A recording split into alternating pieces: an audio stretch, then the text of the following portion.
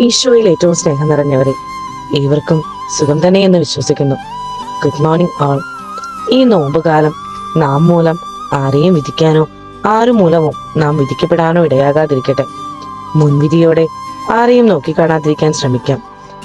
ഇനി നമുക്ക് ഇന്നത്തെ സന്ദേശം എന്താണെന്ന് കേട്ടാലോ? ഈശോ മിശിഹായ്ക്ക് സ്തുതിയായിരിക്കട്ടെ. ജെറമിയ 15:19 വചനം ഇപ്രകാരം പറയുന്നു: വിലകെട്ടവ പറയാതെ സദ്വചനങ്ങൾ മാത്രം പറഞ്ഞാൽ നീ എൻ്റെ നാവ് പോലെയായിരിക്കും. സംസാരത്തിൽ തെറ്റുപറ്റാത്തവൻ പൂർണ്ണനാണെന്ന് വചനം നമ്മെ ഓർമ്മിപ്പിക്കുന്നു. കുതിരയുടെ വായിലെ കടിഞ്ഞാൺ പോലെ നാവ് ശരീരത്തെ മുഴുവൻ നിയന്ത്രിക്കുന്നു. യാക്കോബ് 3:6 വചനം വീണ്ടും ഇപ്രകാരം പറയുന്നു: നാവ് തീയാണ്, അത് ദുഷ്ടതയുടെ ഒരു ലോകം തന്നെ തീർക്കുന്നു. നമ്മുടെ അവയവങ്ങളിൽ ഒന്നായ അത് ശരീരം മുഴുവനെയും മലിനമാക്കുന്നു.